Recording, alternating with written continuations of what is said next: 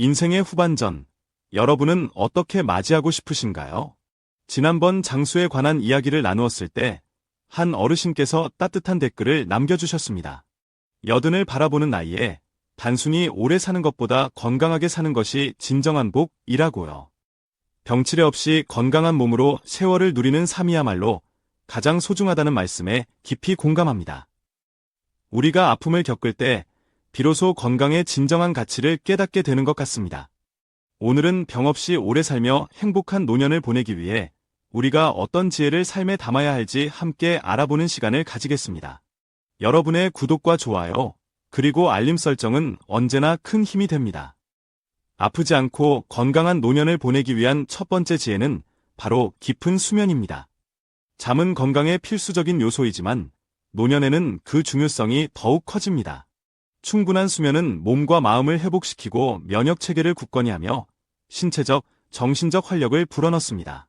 수많은 연구 결과에 따르면 만성적인 수면 부족은 심혈관 질환, 당뇨병, 비만, 면역 기능 저하 등 다양한 건강 문제의 위험을 높인다고 합니다. 한때 서울 강남에서 활발하게 사업을 이끌던 50대 박준호 사장님은 젊은 시절부터 잠을 줄이며 일에 몰두했습니다. 사업 확장에 대한 열정으로 수면 부족은 그의 일상이 되었고, 시간이 흐르면서 만성적인 건강 문제로 이어졌습니다. 점점 더 깊어지는 피로감과 무기력함, 두통과 집중력 저하는 물론 업무 효율성까지 떨어지기 시작했습니다. 특히 면역 기능이 저하되어 잔병 치레가 잦아졌고, 심장 박동 불규칙성 같은 심혈관 문제까지 나타나기 시작했습니다. 건강을 잃은 그의 노년은 후회와 고통으로 점철되었습니다. 그는 과거를 되짚으며 잠을 등한시했던 것을 뼈저리게 후회했습니다. 수면이 중요한 또 다른 이유는 뇌가 정보를 정리하고 기억을 강화시키는 중요한 회복 과정을 잠자는 동안 진행하기 때문입니다. 이는 기억력과 학습 능력 향상에도 큰 도움을 줍니다. 하지만 나이가 들면서 불면증을 겪는 어르신들이 많습니다. 얼마 전 70대 김순자 할머니는 젊을 때는 잠 걱정 없이 지냈는데 노년이 되자 밤잠을 설치는 일이 잦아져 힘들다고 토로하셨습니다. 수면 시간을 늘려보려 갖은 노력을 했지만 좀처럼 잠들지 못하는 밤이 계속되었다고 합니다. 낮에는 피곤하고 집중력이 떨어져 일상생활마저 버겁게 느껴졌다고 했습니다. 불면의 밤이 영원히 끝나지 않을 것 같은 절망감에 사로잡히기도 했지만 김순자 할머니는 포기하지 않았습니다. 전문가와 상담하며 수면 환경을 개선하고 편안한 침구와 베개를 준비하며 잠들기 전 스트레스를 완화하는 활동을 꾸준히 했습니다. 처음에는 큰 변화가 없었지만 포기하지 않고 노력한 결과 서서히 잠들지 못하는 밤이 줄어들기 시작했습니다. 할머니는 옛 어르신들이 잠이 보약이라고 말씀하셨던 의미를 이제야 절실히 깨닫습니다. 라고 하시며 환하게 웃으셨습니다. 그렇다면 어떻게 하면 양질의 수면을 취할 수 있을까요?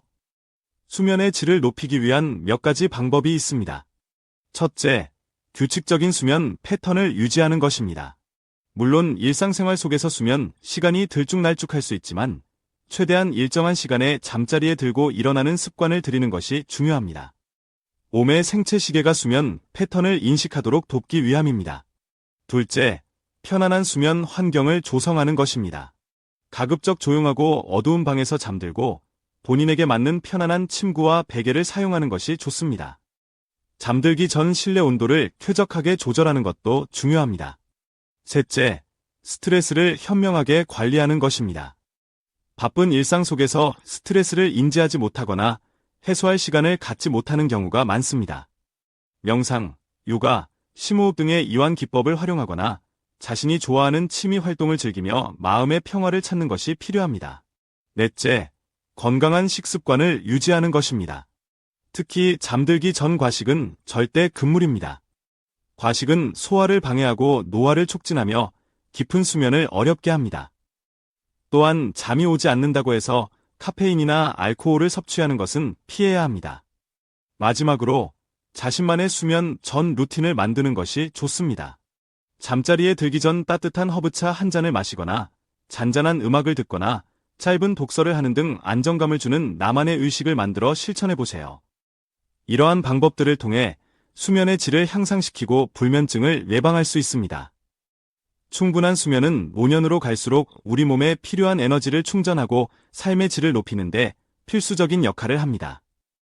아프지 않고 건강한 노년을 위한 두 번째 지혜는 바로 현명한 음식 섭취입니다. 무엇을 먹는가가 중요하다는 것은 모두 알고 계실 겁니다.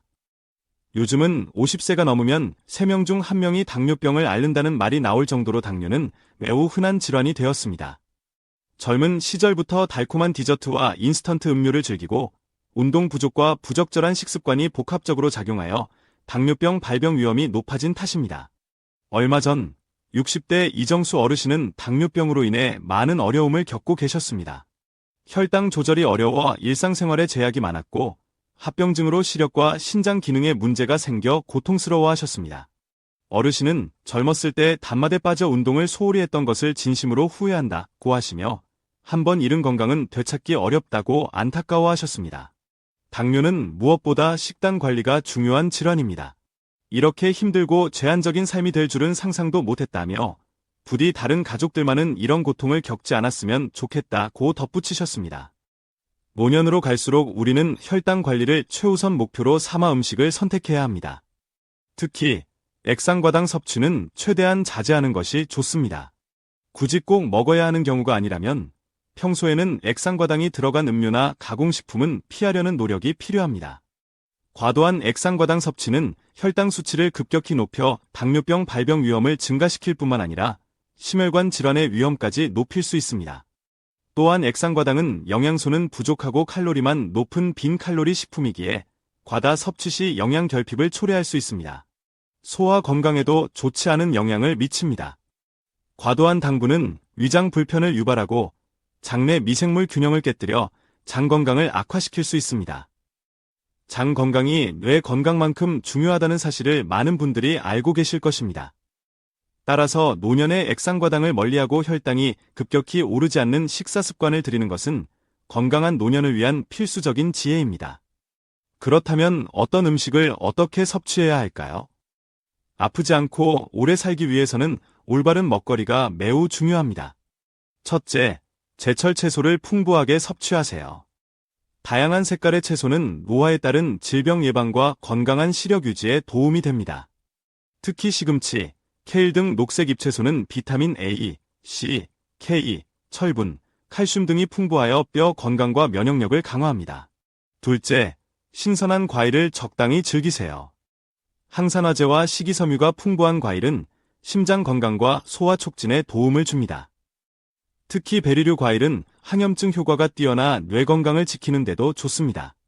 셋째, 양질의 단백질을 꼭 섭취해야 합니다. 채식 위주의 식단만 고집하며 단백질 섭취를 소홀히 하는 어르신들이 계신데 지병이 없다면 적절한 육류 및 식물성 단백질 섭취는 필수적입니다. 근육 유지와 회복에 중요한 역할을 하므로 닭가슴살, 생선찜, 콩, 두부, 사골 국물 등 다양한 단백질을 충분히 섭취하는 것이 좋습니다. 넷째, 통곡물을 선택하세요. 통곡물은 탄수화물, 식이섬유, 비타민 B군 등을 함유하여 에너지 공급과 소화에 도움을 줍니다. 특히 기리, 현미, 보리 등의 통곡물은 영양소가 풍부하며 심장 건강과 콜레스테롤 감소에 효과적입니다. 한국인이라면 쌀밥을 즐겨 드시겠지만 혈당 관리를 위해서는 백미밥보다는 현미밥이나 잡곡밥을 선택하는 것이 현명합니다. 다섯째, 건강한 지방인 오메가-3 지방산이 풍부한 음식을 섭취하세요. 오메가-3는 심장 건강과 뇌 기능 향상에 도움을 줍니다. 고등어, 연어 등 등푸른 생선과 아마씨, 호두, 참기름, 들기름 등에 풍부하게 함유되어 있습니다. 여섯째, 물을 충분히 마시는 습관을 들이세요. 충분한 수분 섭취는 신체 기능을 원활하게 하고 소화를 돕는 데 매우 중요합니다. 생수 외에 따뜻한 보리차나 옥수수차도 좋은 선택입니다. 이러한 좋은 음식들은 주로 점심과 저녁 식사에 집중하여 섭취하는 것이 좋습니다. 야식은 최대한 자제하고 아침 식사는 배가 심하게 고프지 않다면 건너뛰거나 계란, 아보카도, 신선한 채소 등으로 가볍게 섭취하는 것을 권합니다. 가공식품보다는 신선한 제철 식재료를 선택하는 것이 중요합니다. 건강한 식습관은 무엇을 먹느냐뿐만 아니라 어떻게 먹느냐도 중요합니다. 혈당이 급격히 오르는 혈당 피크를 막기 위해서는 식사 시 채소부터 섭취하는 것이 좋습니다. 그 다음 단백질과 지방이 풍부한 육류나 생선류를 먹고 마지막으로 밥이나 빵 같은 탄수화물을 섭취하는 순서가 좋습니다. 예를 들어 밥상에 나물 반찬과 불고기, 밥이 있다면 먼저 나물 반찬을 먹고 불고기를 충분히 섭취한 후 밥을 먹는 식이지요. 건강하고 행복한 노년을 위한 세 번째 지혜는 바로 하루 두 끼 간헐적 단식을 시도해 보는 것입니다. 우리 한국인들은 밥심을 중요하게 여기며 하루 세 끼를 꼬박 챙겨 먹는 것이 일반적입니다.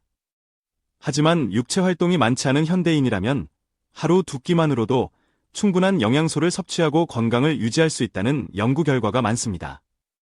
오래 살고 아프지 않으려면 하루 두 끼 식사에 간헐적 단식을 실천해야 한다는 목소리도 커지고 있습니다. 간헐적 단식에 대해 생소하실 분들을 위해 잠시 설명해 드리자면, 이는 특정 시간 동안만 음식을 섭취하고 나머지 시간은 단식하는 식사 방식입니다. 간헐적 단식은 우화를 지연시키고 질병을 예방하는 등 다양한 건강상 이점을 제공한다고 알려져 있습니다. 실제로 한 연구에 따르면 하루 두 끼 식사가 세 끼 식사보다 체중 감량과 건강 증진에 더 효과적일 수 있다고 합니다.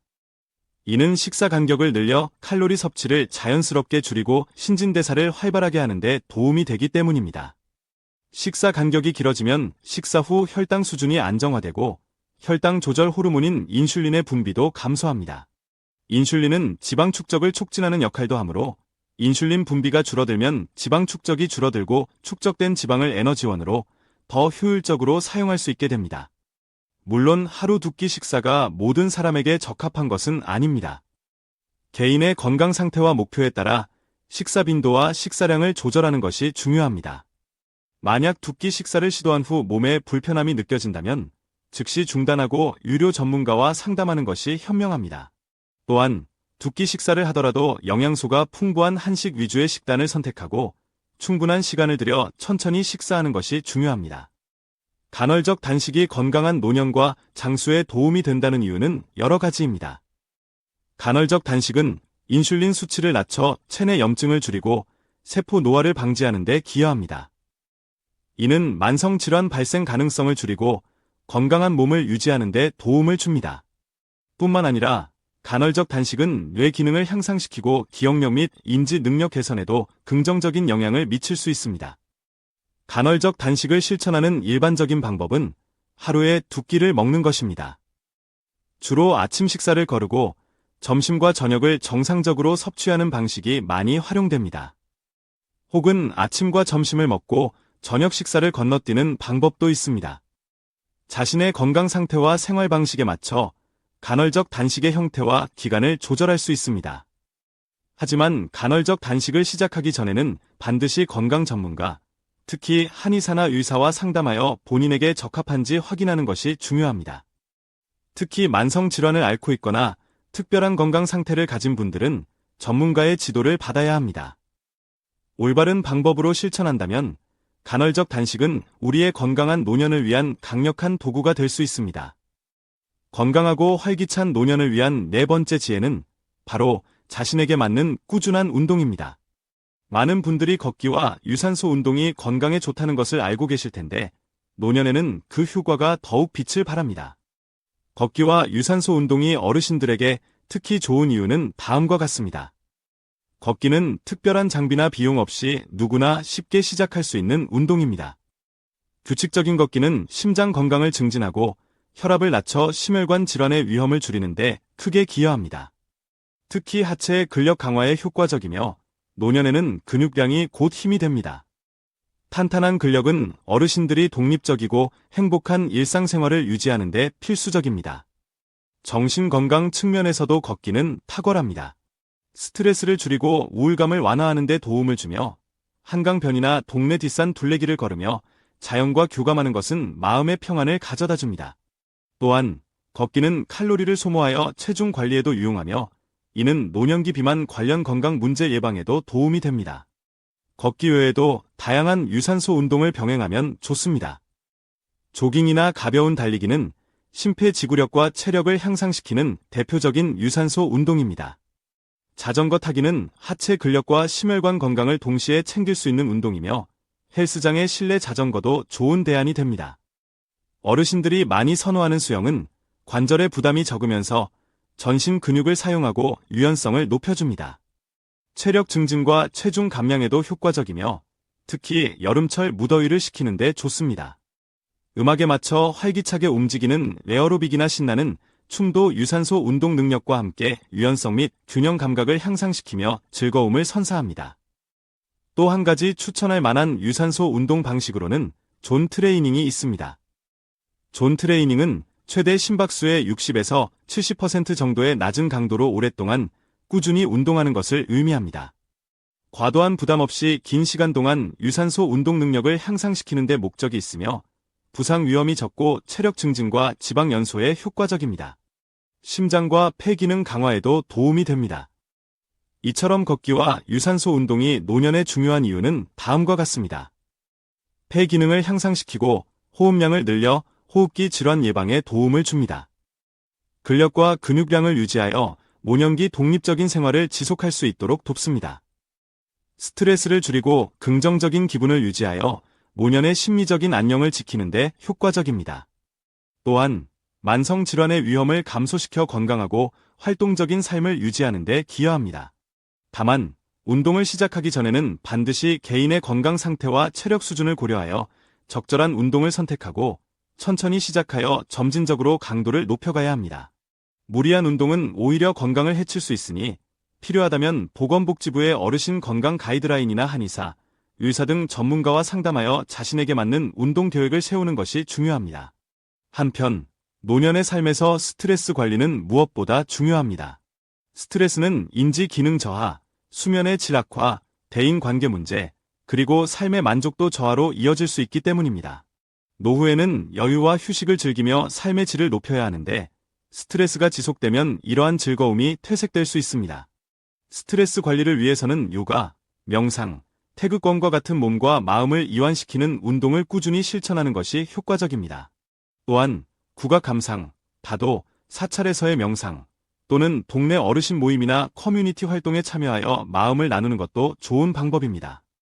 건강하고 행복한 노년을 위한 5번째이자 가장 중요한 지혜는 바로 유연한 사고방식입니다. 이는 특정 하나에만 얽매이지 않고 상황에 맞춰 유연하게 대처하는 태도를 의미합니다. 나이가 들수록 우리는 삶의 다양한 경험을 통해 지혜를 차곡차곡 쌓아갑니다. 그렇기에 어떤 일을 겪든 극단적인 태도보다는 너그러운 마음으로 거리를 두는 것이 필요합니다. 노년에 유연한 사고방식이 중요한 이유는 여러 가지입니다. 특히 어떠한 사고방식을 갖느냐에 따라 현실과 무관하게 마음이 지옥 같을 수도 있고 홀로 있어도 행복하게 천수를 누릴 수도 있기 때문입니다. 한때 서울에서 이름난 학자로 평생을 엄격한 규칙과 고정된 생각으로 살아오신 최미경 여사님은 모든 것을 자신의 방식대로 처리하려 했고 다른 사람의 의견에는 좀처럼 귀 기울이지 않으셨습니다. 이처럼 유연하지 못한 사고방식은 5년에 닥친 변화에 대처하는데 큰 어려움을 안겨주었습니다. 자녀들이 멀리 이사를 가거나 건강 문제가 생겼을 때도 여사님은 과거의 방식을 고집하며 새로운 상황에 적응하지 못했습니다. 결국 그녀는 외로움과 불행 속에서 노년을 보내야 했습니다. 반면 항상 열린 마음과 유연한 사고를 지니고 살아오신 윤대현 선생님은 노년에도 변함없이 적응력 있는 모습을 보여주셨습니다. 그는 새로운 경험을 즐기고 변화를 기꺼이 받아들이는 태도를 가지고 있었습니다. 오랫동안 정들었던 서울을 떠나 아내와 함께 새로운 해안도시 부산으로 이사하며 그곳에서 새로운 사람들과 만나 다양한 활동에 참여했습니다. 선생님은 새로운 환경에 빠르게 적응하고 새로운 친구를 사귀는 데 성공하며 유연하고 긍정적인 사고방식 덕분에 행복하고 풍요로운 노년의 삶을 영위하고 계십니다. 노년에 너무 이분법적인 생각에만 갇히지 말아야 하는 이유는 다음과 같습니다. 첫째, 세상과 삶은 본래 복잡하고 다양한 요소들로 이루어져 있습니다. 이분법적인 사고만으로는 이러한 복잡성을 온전히 이해하기 어렵습니다. 다양한 관점과 요소를 아우르려는 노력이 더 풍부한 이해를 가능하게 합니다. 둘째, 이분법적인 사고는 창의성을 제한할 수 있습니다. 흑백 논리로 사물을 구분하거나 양자택일의 선택지만을 고집한다면 새롭고 혁신적인 아이디어나 해결책을 발견하기 어렵습니다. 셋째, 변화에 대한 적응을 위해서도 유연한 사고는 필수적입니다. 세상은 끊임없이 변화하고 발전합니다. 나이가 들수록 새로운 것에 적응하기가 어렵다고 느끼는 것이 당연하지만 노년에는 건강 문제, 자녀들의 결혼과 가족 구성원의 변화, 은퇴와 같은 사회적 변화 등 삶의 크고 작은 변화에 더욱 자주 직면하게 됩니다.